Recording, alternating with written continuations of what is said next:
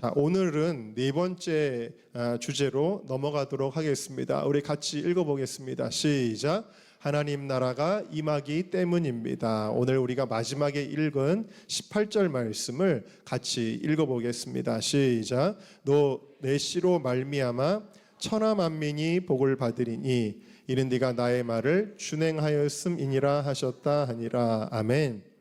자, 여러분, 아브라함은 사람을 내려놓는 시험을 통해서, 이 시험을 통과함을 통해서 자신과 자신의 가족만 복을 받은 것이 아니라 이 일을 통해서 이 아브라함의 가정을 통한 하나님의 뜻을 이루게 되었다. 하나님의 뜻이 이루어졌어요. 그러니까 그게 뭐냐면 아브라함만 복받고 이삭만 복받은 것이 아니라 이 가정을 통하여 하나님은 천하 만민에게 복을 주시는 그 하나님 나라가 임하게 하신 거예요. 그리고 결국 이 아브라함의 후손을 통하여 예수 그리스도께서 이 땅에 오셨고, 예수님께서 우리의 구세주가 되시고 누구든지 예수를 믿는 자마다 멸망치 않고 영원한 생명을 얻는 그 복음의 확장을 이루게 된 줄로 믿습니다. 이 놀라운 하나님 나라의 일들이 무엇을 통해 이루어졌느냐 하는 거예요. 그것은 아브라함이 이삭을 내려놓는 일을 통해서 이 하나님 나라가 임하는 역사가 나타났다, 그랬다는 것입니다. 그래서 여러분, 우리는 먼저 무엇을 꿈꿔야 할까요? 여러분들에게 어떤 소망과 소원이 가슴속에 지금 불타오르고 있으신가요? 우리는 먼저 하나님 나라를 꿈꾸는 자가 되어야 합니다. 먼저 하나님 나라, 사사로운 인간의 정과 관계에 매여 있어서는 안 된다라는 사실이에요. 그래서 성경은 먼저에 대해서 말씀하고 계셔요. 우리 마태복음 6장 말씀 읽어봅시다. 시작. 그런즉 너희는 먼저 그의 나라와 그의 의를 구하라. 그리하면 이 모든 것을 너희에게 더하시리라. 우선순위가 거꾸로 된 사람들이 많아요. 직장 때문에, 사업 때문에, 자녀 때문에, 부모 때문에, 친구 때문에, 동호회 때문에 이것 좀 하고, 이게 뭐 매주 있는 게, 교회는 매주 가지만 이거는 한 번이 있는 거잖아요. 그러면서 우리는 먼저를 어디다가 두냐면, 먹고 마시고 무엇을 입을까, 무엇을 먹을까, 어디에 거할까 하는 인간적인 세속의 문제에 우리는 먼저 우선순위를 두는 경우가 있다라는 거예요. 그러나 주님은 뭐라고 말씀하시냐면, 그런 거 먼저 구한다고 그게 채워지는 게 아니고 그것이 복이 되는 게 아니야. 먼저는 항상 하나님 나라야. 먼저 그의 나라와 그의 의를 구해야 돼 라고 주님은 말씀하셨어요. 그러면서 그리하면 이 모든 거는 저절로 따라올 거야. 여러분, 이 말씀을 믿으셔야 됩니다. 현실은 달라. 못 믿으면 어떻게 되는 거예요? 항상 이 모든 것을 향해서만 달려가지요. 그런데 이 모든 것도 잃고 하나님도 잃어버려요. 근데 여러분이 믿으셔야 돼요. 그래, 내가 먼저 그의 나라와 그의 의를 구하면 하나님이 이 모든 것은 더해 주실 거야. 이것을 여러분들이 믿으시기를 주의 이름으로 축원합니다. 여러분, 예수님에게도 혈육으로 오셨을 때 혈육의 가족이 있었어요. 자, 예수님에게도 중요한 인간관계가 있었다는 말입니다. 그런데 예수님은 무엇을 중요하게 여기셨는지 한번 살펴볼 텐데요. 누가복음 3장에 보면은 예수님께서 말씀을 전하시고 있는데 집 밖에 누가 찾아왔다는 거예요. 누구냐면 예수님의 어머니와 동생들과 누이들이 밖에서 예수님 찾고 있다라는 거예요. 그러니까 예수님이 뭐라고 말씀하시냐면, 누가 내 어머니며 동생들이냐? 갑자기 엉뚱한 말씀을 하세요. 누가 어머니며 동생들이라니요? 지금 밖에 와 있는 그분들 아닌가요? 근데 예수님은 이렇게 말씀하십니다. 35절을 같이 읽어볼까요? 시작. 누구든지 하나님의 뜻대로 행하는 자가 내 형제요, 자매요, 어머니니라. 지금 무슨 소리예요? 예수님에게 우선순위는 혈육이 아니라는 거예요. 예수님에게 우선순위는 하나님 나라라는 거예요. 내가 하나님 나라를 위해 달려가는 그 길에 동역하는 사람들이 내 형제요, 자매요, 어머니다. 예수님의 우선순위는 아주 명확했다라는 것을 알 수가 있습니다. 마태복음 16장에 보면 여러분들이 잘 아시다시피 예수님이 십자가 사건을 예고하셨을 때에 베드로가 예수님 엄청 사랑하거든요. 제가 처음에 여기 휠체어만 타고 와도 성도님들 중에 눈물 흘리시는 분도 계셨어요. 그러고 되게 이제 마음 아파하시고 지금도 여러분들이 얼마나 목회자를 사랑하는 마음으로 그렇게 기도해 주시는지 제가 그걸 생각할 때마다 참 감사합니다. 근데 베드로가 예수님을 엄청 사랑했어요. 그래서 예수님께 뭐라 그랬냐면, 예수님 그 일을 하지 마세요. 그 일이 결단코 예수님께 미치지 않을 것입니다 라고 그렇게 이야기를 했단 말입니다. 이거는 뭐예요? 예수님과 베드로 사이에 정말 이 친밀한 관계를 보여주는 거 아니겠습니까? 근데 예수님은 뭐라고 말씀하시는지 아세요? 사단아, 내 뒤로 물러가라. 너는 내 마음을 막 흔들어가지고 넘어지게 하려는 자로구나. 네가 하나님의 일을 생각지 아니하고 사람의 일을 생각하는구나 라고 말씀을 하시며 그 제안을 물리치셨다라는 겁니다. 예수님은 사사로운 인간의 정에 얽매이지 아니하고, 그래 이렇게 나를 사랑하는데 내가 너희들하고 헤어져서는 안 되지, 이게 아니라 예수님은 그것을 사단의 일이라고 말씀하셨어요. 그것을 사람의 일이라고 말씀하셨어요. 예수님은 하나님의 일을 생각해야 된다, 그렇게 말씀하셨다. 그러면서 뭐라 그러셔요? 누구든지 나를 따라오려거든 자기를 부인하고 자기 십자가를 지고 나를 따를 것이니라 그랬어요.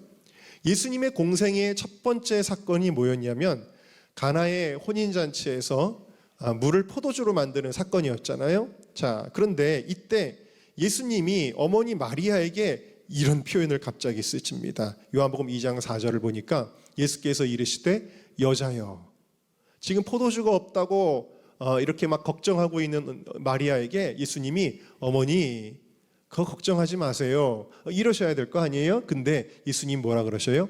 여자여 그랬어요. 여러분 이게 뭘 가리키는 걸까요? 자, 예수님의 첫 번째 공생의 기적의 사건입니다. 여기서부터 예수님은 더 이상 나를 육신의 아들로 생각하지 마세요. 저는 이제 하려는 일이 뭐냐? 그것은 하나님 나라의 일을 한다라는 거예요. 나는 지금 이 땅에 어머니의 육신의 아들로 온 것이 아니라 인류를 구원하기 위한 메시아로, 하나님께서 보내신 그리스도로 이 땅에 왔다라는 것을 보여주기 위해 어머니에게 여자여 라고 그렇게 이야기를 했고, 예수님의 공생의 마지막 순간은 또 뭐죠? 그러면 십자가에서 숨을 거두실 때죠. 자, 그때 예수님이 요한복음 19장에 보니까 뭐라고 말씀하시냐면 여자여 보소서 아들이니이다. 왜 그랬을까요? 예수님이 그 십자가에서 정말 인간이 당할 수 없는 그 처참한 고난을 당할 때 마리아의 마음이 얼마나 고통스러웠겠습니까? 이거는 우리가 감히 상상이 아예 안 되는 거죠. 그 마리아의 고통이 그렇게 가슴이 찢어지듯이 아들이 죽어가는 것을, 고통당하는 것을, 두 손과 두 발에 못이 박혀서 피를 흘리는 것을 바라보는 그 마리아에게 예수님은 어머니라고 하지 아니하시고 여자여라고 말씀하십니다. 그건 뭐예요? 인간 아들로서 마음 아파하지 말라는 거예요. 지금 이것은 온 인류를 구원하기 위한 십자가 사건임을 보여주시면서 여자여라고 말씀을 하고 계시는 것입니다. 예수님은 이와 같이 하나님 나라가 우선이었다라는 것이죠. 그래서 예수님은 예수님을 따라가는 사람들을 제자라고 하는데, 예수님을 따라가는 사람의 조건을 이렇게 말씀하셨습니다. 마태복음 10장 말씀을 우리 같이 한번 읽어보겠습니다. 시작. 내가 세상에 화평을 주러 온 줄로 생각하지 말라. 화평이 아니요 검을 주러 왔노라. 내가 온 것은 사람이 그 아버지와 딸이 어머니와 며느리가 그 시어머니와 불화하게 하려 함이니. 자, 보세요 여러분, 사람의 원수가 자기 집안 식구니라. 여러분, 우리가 전도를 위해서는 잘 지내야 되고 잘 보여야 되고 비위를 맞춰줘야 되고, 우리는 그렇게 생각하지만 주님은 뭐예요? 하나님 나라가 우선이기 때문에 하나님 나라를 우선으로 하다 보면 가족들하고 갈등이 생겨야 안 생겨요? 생긴다라는 거예요. 그런데 그것이 바로 주님이 우리를 부르실 때 보시는 기준이라는 거예요. 내가 온 것은 그냥 잘 지내고 좋은 게 좋은 거야가 아니라는 겁니다. 때로는 비진리는 진리와 부딪힐 수밖에 없다라는 거예요. 우상숭배는 하나님을 예배하는 것과 부딪힐 수밖에 없다는 거예요. 세속적 즐거움은 예수 안에 있는 기쁨과 부딪힐 수밖에 없다라는 거예요. 그것을 회피하지 말라는 거예요. 그것을 통과하라는 겁니다. 주님은 그렇게 말씀하셨어요. 그러니까 우리의 갈등이 어디서부터 시작되냐면 가정에서부터 시작이 될 수 있다라는 거예요. 그러면서 이렇게 말씀하시죠. 37절을 같이 읽어봅시다. 시작. 아버지나 어머니를 나보다 더 사랑하는 자는 내게 합당하지 아니하고 아들이나 딸을 나보다 더 사랑하는 자도 내게 합당하지 아니하며 그랬어요. 예수님께서는 우선순위를 분명하게 말씀하고 계시는 거예요. 아무리 부모님이 우리에게 소중해도, 자녀들이 소중해도, 형제자매가 소중해도 예수님보다 더 사랑할 수는 없다라는 것입니다. 또 자기 십자가를 지고 나를 따르지 않는 자도 내게 합당하지 아니하니라. 자, 누가복음 9장에 보면은 예수님이 제자들을 삼는 과정이 소개가 되고 있는데요. 자, 59절을 같이 읽어봅시다. 시작. 또 다른 사람에게 나를 따르라 하시니 그가 이르되 나로 먼저 가서 내 아버지를 장사하게 허락. 자, 아까도 먼저에 대한 얘기를 하는데 이 사람은 먼저가 뭐예요? 예수님을 따라가는 게 아니라 예수님이 너 나를 따르라 그랬단 말이에요. 예수님이 나를 따르라 그랬단 말이에요. 근데 이 사람이 뭐라 그러냐면 따르겠습니다. 근데 먼저는 뭘 하겠다는 거예요? 내 아버지를 장사하게 허락해 달래요. 예수님은 이렇게 말씀하세요. 60절입니다. 읽어볼까요? 시작. 이르시되 죽은 자들로 자기의 죽은 자들을 장사하게 하고 너는 가서 하나님의 나라를 전파하라 하시고. 할렐루야. 예수님은 사람의 일은 영적으로 죽은 자들에게 맡기라는 거예요. 제자는 하나님의 나라의 일에 우선해야 한다는 것을 단호하게 말씀하시는 것입니다. 인륜을 저버리라는 얘기가 아니라요, 하나님 나라의 일은 그 어떤 것보다도 앞서는 것이라는 것을 예수님께서 보여주시는 거예요. 제가 이 말씀을 지금 하다가 원고에 넣었는데 갑자기 생각나는 게 있어요. 형림교회 가까이 있는 형림교회에 백영선 장로님인가 하시는 분이 계시는데 이분이 주일날 대표기도 순서였습니다. 그런데 부모님이 돌아가셨어요. 어머니인지 아버지인지 제가 모르겠는데 돌아가셨습니다. 돌아가셨는데 장례 3일장을 하잖아요. 그러면은 이제 당연히 이제 예수 믿는 사람이니까 장례가 주일날 떨어지는 거를 월요일로 미루기는 했지만 그래도 이제 그 빈소를 지켜야 될 거 아니에요? 자, 목사님, 제가 이번 주에는 대표 기도를 못 하네요. 제가 그럼 다음 주에 하겠습니다. 여러분 이럴 것 같지 않아요? 근데 이 장로님이 주일날 오셔서 대표 기도의 사명을 감당하셨다라는 거예요. 여러분 이게 뭐예요? 죽은 자들은 죽은 자들에게 맡기고 너는 나를 따르라는 예수님의 말씀에 순종하는 것인 줄로 믿습니다. 여러분에게는 사명이 먼저입니까? 사람이 먼저입니까? 제가 좋아하는 그 CCC의 김중곤 목사님이 쓴 예수 칼럼이라는 책이 있습니다. 아마 CCC를 나오신 분들은 이 책을 많이들 읽어보셨을 텐데 거기서 제가 저도 이거를 아주 청년 때 읽었던 책인데도 불구하고 제일 기억에 남는 글이 있었는데 그 글이 설교 준비하는 중에 생각이 났어요. 그래서 CCC 출신인 이제 제자한테 전화를 해가지고 야 이것 좀 빨리 찾아봐라. 그래가지고 제가 이 글을 여러분들에게 한번 보여드리려고 합니다. 이런 글이 있습니다. 사랑의 약탈자라는 제목으로 2000년 전에 죽은 로마의 사형수여 그대가 내 품에서 심장을 오려가듯 외동딸을 빼앗아 가는구나. 그대는 죽은 사람인가 산 사람인가 하나님인가 사람인가 생명의 약탈자여 사랑의 약탈자여. 이 말은 아버지를 덜 사랑해서가 아니라 예수를 너무너무 사랑해서 아무리 붙잡아도 기어이 아프리카 선교사로 떠나는 외동딸을 보내는 프랑스의 어느 나이 많은 시인의 외침이다. 여러분 이제 아버지가 예수님이죠. 여기 로마의 사형수라는 걸. 도대체 예수가 누군가인데 너는 아프리카를 가려고 하는 거냐? 그거예요. 근데 이것은 아버지를 사랑하지 않아서가 아니라 왜 간다는 거예요? 그 딸이 예수를 너무 사랑해서 기어이 아프리카로 떠나는 딸의 고백이다. 그렇게 나와 있는 것이죠. 여러분 그러니까 여러분 오늘 지난주부터 설교를 들으면서 여러분들의 마음이 좀 불편할 수도 있어요. 무거울 수도 있어요. 그러나 이것은 의무감으로 할 수 있는 게 아니에요. 의무감으로 할 수 있는 게 아니라 이거는 사랑으로 하는 것입니다. 사랑 때문에 되는 거예요. 여러분 사랑하면 뭐 남녀가 사랑을 해도 피곤해도 행복하죠. 막 잠을 못 자고 밤을 새도 행복해요. 남녀가 막 사랑에 빠지면 내 것을 잃어도 행복해요. 여러분 내가 모르는 사람한테는요 땡전 한 푼 뺏기기 싫어요. 근데 사랑하는 사람한테는 막 줄 때마다 기분 좋지 않아요? 내 걸 다 잃어버려도 행복한 것 아닙니까? 사랑이 그런 것입니다. 그리고 이 사랑이 세상을 변화시키는 것입니다. 예수님을 여러분들이 사랑해야 합니다. 사진을 한번 보여주실래요? 양화진에 가면은 우리나라에 와서 돌아가신 순교하신 선교사님들의 무덤이 있죠. 양화진에 가보셨는지 모르겠습니다. 근데 여기 가면 우리의 마음을 뭉클하게 하는 짠하게 하는 게 있어요. 그게 뭐냐면 바로 조그마한 비석들이에요. 이 비석들이 뭔지 아세요? 선교사님의 자녀들의 묘지입니다. 우리나라는 그 당시에 풍토병이 너무 많고 너무 환경이 안 좋았기 때문에 선교사님들이 오면은 선교사님들이 돌아가시는 게 아니라 누가 먼저 병 걸려서 죽었냐면 자녀들이 죽었어요. 그래서 선교사님의 자녀들이 너무 많이 이 땅에서 생명을 묻었어요. 여러분 이 양화진에 가면 이 어린 아이의 무덤들이 있습니다. 여러분 이 선교사님들은 자녀를 사랑하지 않았을까요? 그들에게는 자녀가 중요하지 않았을까요? 천만에요. 그들도 자녀를 사랑했을 것입니다.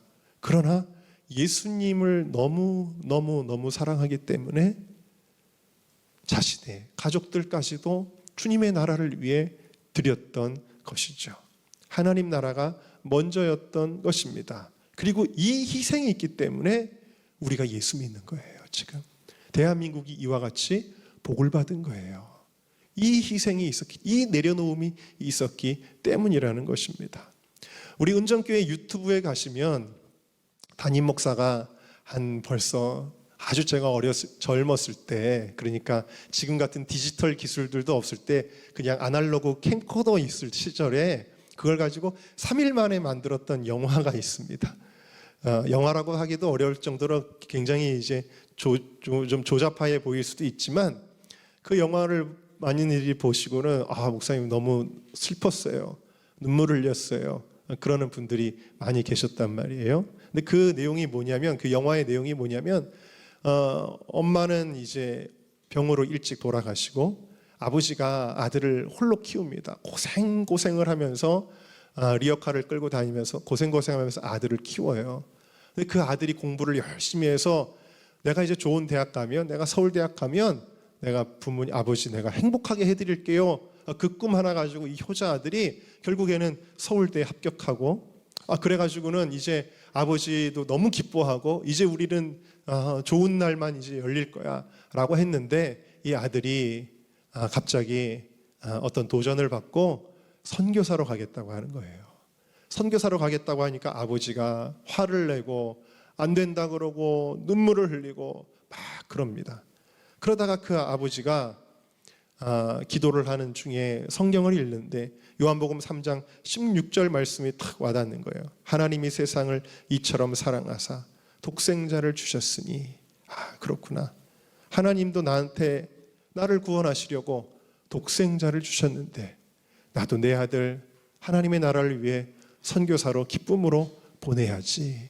결국 그러는 거예요. 그러면서 이제 공항에 가는 공항에 그 아들을 보내기 전날부터 그 아버지가 아들을 막 챙겨주고 잠을 못 이루고 아침에 일어나서 가난한 집인데 밥을 차려가지고 소세지를 볶아서 아들에게 먹여주고 이런 내용이 이제 영화에 보면 나와요. 그리고 이제 마지막에 공항에서 아들을 부둥켜 안고 그 아들을 보냅니다.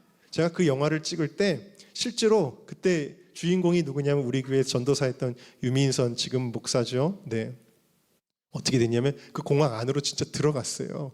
저희가 영화 찍는데 잠깐 들어가면 안 될까요? 그러니까 들여보내줬어요. 있을 수도 없는 일인데 아무튼 거기 이제 그 안전히 타고 이제 비행기 탈 뻔했는데 어쨌든 간에 여러분 제가 그 영화를 찍을 때 그 스토리를 어디서 생각했는 줄 아세요? 저희 작은 형님이 아프리카 선교사로 갈 때 저희 부모님의 모습을 보면서 그 영화를 만든 거예요. 저희 형님이 아프리카에 그때는 장가도 안 갔습니다. 저도 은정교회 올 때 제가 총각으로 왔지만 저희 형님이 아프리카에 선교사로 갈 때 결혼도 안 한 총각이 홀홀 단신으로 갔어요. 그 당시에 우간다로 가셨는데 우간다에 감리교 선교사가 한 명도 없었어요. 그리고 우간다가 그 당시에 여러분들이 우간다 얘기를 이제 들으셔서 알지만 우간다에 막 그 이후로 부흥이 일어나고 많이 지금 우간다가 좋아졌지만 그 당시에 우간다가 전 세계에서 에이즈 환자가 제일 많았습니다. 전 국민의 3분의 1이 에이즈에 걸렸었어요. 그 정도로 우간다가 너무나도 안 좋은 땅이었어요. 그런 땅에 아들이 간다고 하니 여러분의 자녀가 갑자기 그런 땅에 선교사로 간다 그러면 마음이 어떻겠습니까? 그래서 저희 부모님도 그 아들을 공항까지 마중이 아니라 뭐라 그러죠? 배웅을 나가서 그리고 그 아들이 이제 드디어 그 안으로 문이 열렸다 닫히잖아요. 그러면서 들어갈 때 저희 부모님이 눈에 눈물이 픽 도시는 거를 제가 지금도 기억이 되거든요. 바로 그것 때문에 이 영화를 제가 만들었었는데 여러분 무엇입니까? 하나님께서 정말 원하신다면 그래요. 내 아들 아프리카 땅으로 보내겠습니다 하는 하나님 나라가 먼저였다라는 것이죠. 그리고 저희 형님이 그래서 결국에는 그 결과로 우간다에 최초의 감리교회가 생겨나게 되었고 그 다음에 케냐로 사역지를 옮겨서 마사이족들 교회를 많이 세우고 고아원들을 세우고 학교를 세우고 또 우물을 파서 마을을 살리고 거기에 무슨 일이 일어난 거예요? 하나님 나라가 그 마사이족들 땅에 임하게 된 것입니다. 무엇을 통해서? 자신의 아들을 내려놓는 부모의 헌신과 부모를 떼어놓고 떠나는 아들의 헌신을 통해서 그 일이 일어나게 된 것입니다.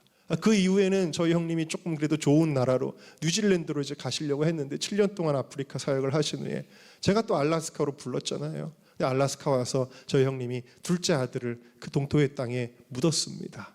근데 하나님은요 그 희생을 결코 헛되이 하지 아니하시더라고요. 그래서 알래스카에서도 개척한 지 우리가 얼마 안 됐는데도 12만 분이나 되는 큰 교회에 입당하기까지 정말 하나님이 장자의 고혜로 그 땅에서도 삼으셨고 그 이후로도 형님이 가는 곳마다 부흥의 은혜들을 허락해 주시고 지금도 하나님이 얼마나 많은 축복을 해주셨는지 몰라요. 그리고 또 형님이 그때 그 아들을 잃었을 때 둘째 아들을 잃었을 때 하나님 환상 중에 예수님이 곁에 이렇게 데리고 계시는 모습을 보여주셨고 저희 아버지가 세상을 떠나실 무렵에는 저희 어머니가 환상을 보셨는데 저희 아버지가 그 먼저 간 그 아들 그러니까 손자죠. 손자와 함께 계시는 것을 환상으로 또 보여주셨어요. 우리 하나님의 위로가 그렇게 있었습니다. 요한복음 12장 24절에 이렇게 이야기하십니다. 내가 진실로 진실로 너희에게 이르노니 한 알의 밀이 땅에 떨어져 죽지 아니하면 한 알 그대로 있고 죽으면 많은 열매를 맺느니라 그랬어요. 이 내려놓음이 없으면 하나님 나라는 이루어지지 않습니다. 우리 가정에도 우리가 섬기는 이 교회에도 하나님 나라는 이루어지지 않아요. 우리 은정교회가 그래도 이 어려운 시기에 이렇게 하나님의 은혜로 갈 수 있는 것은 자기를 내려놓는 한 사람 한 사람이 있기 때문입니다. 여러분 그런데 마지막 결론은 그거예요. 이 내려놓음을 우리가 해야 되는 이유가 무엇이냐? 그것은 우리를 구원하신 하나님께서 이 내려놓음을 하셨기 때문이다라는 거예요. 하나님이 세상을 이처럼 사랑하사 독생자를 우리에게 주셨다는 거예요. 네. 제가 이렇게 보니까 우리 성경 간사님이 아기를 이렇게 안고 있는데 저 아기가 얼마나 제가 보기에도 이쁜지 모르겠어요. 여러분의 아들, 여러분의 딸 정말 내 모든 것을 주어도 아깝지 않은 존재 아니겠습니까? 근데 예수님은 하나님에게 그것 이상의 존재였어요. 근데 하나님께서 그 죄 없는 아들을 우리의 죄값을 치르라고 하나님 나라를 위하여 우리에게 주셨다. 그래서 하나님 나라가 우리에게 오게 된 것이다. 이것이 하나님 나라의 법칙이다 라는 것입니다. 여러분 하나님은 왜 이런 일을 하셨을까요? 의무감으로 하셨을까요? 아니에요. 우리를 사랑하셨기 때문인 것입니다. 여러분들 안에 이 주님을 향한 사랑이 있어 하나님 나라를 이루는 하나님의 미랄이 하나하나가 다 될 수 있기를 주님의 이름으로 축원합니다.